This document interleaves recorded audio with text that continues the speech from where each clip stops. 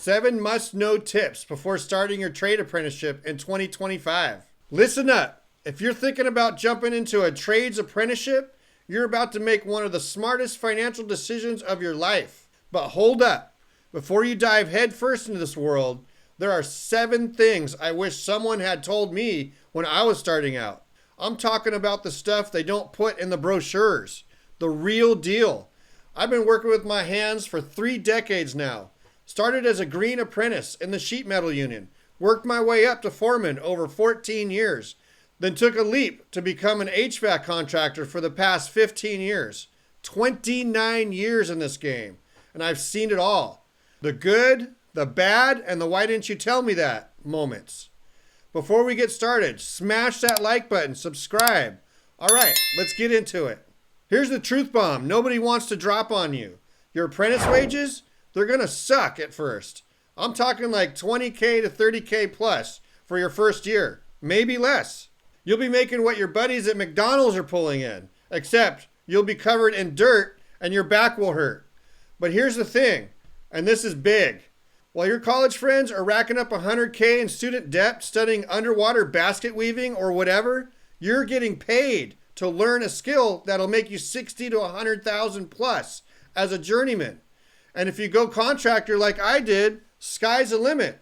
I'm talking 150 to 300K plus, depending on how hungry you are. The apprenticeship is like a crappy first season of your favorite TV show. You got to push through the boring part to get to the good stuff. Let me paint you a picture. I've seen apprentices get sent to find a pipe stretcher from the tool crib. Guess what? Pipe stretchers don't exist. I've watched guys spend 45 minutes looking like an idiot while everyone has a good laugh. Picture this kid, embarrassed as hell, wanted to quit on the spot. But here's what you need to understand. This isn't bullying. Well, mostly, it's tradition. It's how they test you. See if you can take a joke. Roll with the punches. Not take yourself too seriously. The trades attract tough people who've been through stuff. They need to know you can handle pressure, criticism, and the occasional prank without falling apart. My advice? Laugh it off. Learn from it. Remember one day, you'll be the one sending the new guy to find the left-handed screwdriver. It's the rite of passage, not personal. This one's critical. You need to find that one journeyman or foreman who doesn't just tolerate you, but actually wants to teach you. Not everyone will. Some guys see apprentices as free labor who slow them down. But when you find that mentor, that golden ticket, I know a guy who found a mentor, a crusty old timer, looked like he's been welding since the Civil War, smelled like cigarettes and coffee, and can install ductwork with his eyes closed. That mentor taught him more in 6 months than he learned in 2 years of school. Showed him shortcuts that actually worked, not dangerous kind. Taught him how to read blueprints like a roadmap. Most importantly, taught him about quality work isn't just about the money. It's about pride. Find your mentor. Buy them coffee. Ask questions. Show up early. Stay late. Show them you're worth investing in. Because here's the truth.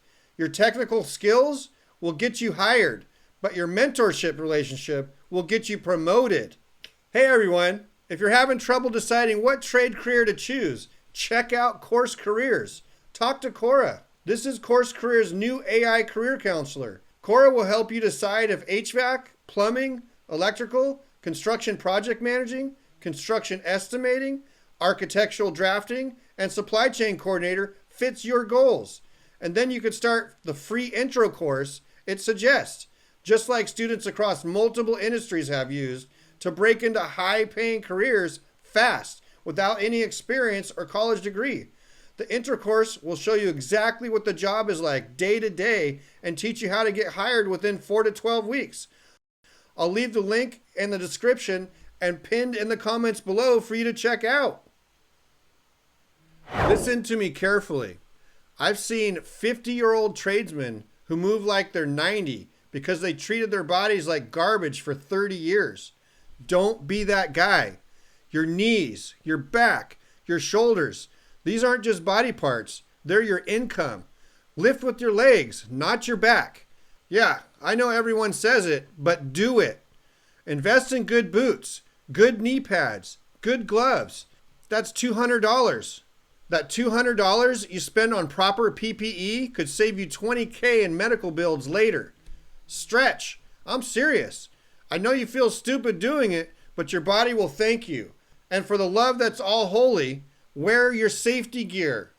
I don't care if the cool guys don't wear safety glasses. You know what's not cool? Explaining to your wife why you can't see your kid's graduation because you got metal shavings in your eyes.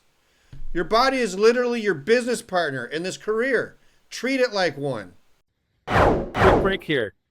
We'll check out which trade is good for you. You can access the free course in the link below. Here's something they don't tell you. About 40% of what you learn in trade schools has nothing to do with turning wrenches or reading blueprints.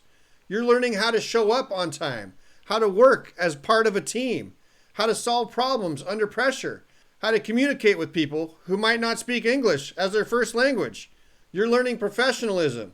When I moved up from journeyman to foreman, it wasn't because I was the best sheet metal worker. It was because I could manage people, solve conflicts, and keep projects on schedule. The technical stuff, that's the price of admission. The soft skills, that's what gets you promoted. Pay attention in your communication classes. Learn basic business math. Understand how to read contracts. Because if you ever want to go contractor like I did after 14 years in the union, you're not just a tradesman anymore. You're running a business. And trust me, knowing how to install HVAC systems is only half the battle when you're trying to build a company. School teaches you theory. The job site teaches you reality. And sometimes they're two completely different things. Picture this scenario I see all the time. New apprentice learns about proper ductwork installation in class. Perfect measurements, perfect angles, everything by the book. Then they get there to the first real job site. Ceiling height, 6 inches shorter than the plan showed.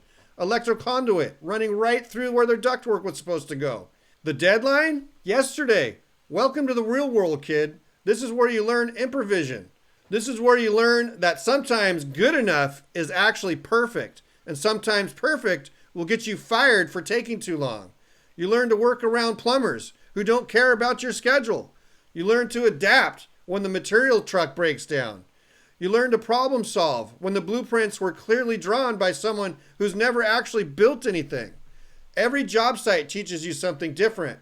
Every challenge makes you better. After watching this industry for decades, I can honestly say that most valuable lessons happen when things go wrong on the job. Embrace the chaos. It's making you a better tradesman. This last one is crucial. The trades have this weird culture where we're supposed to be grateful just to have a job. Screw that. You're learning a skilled profession that society literally cannot function without. Act like it. Know the going rates in your area.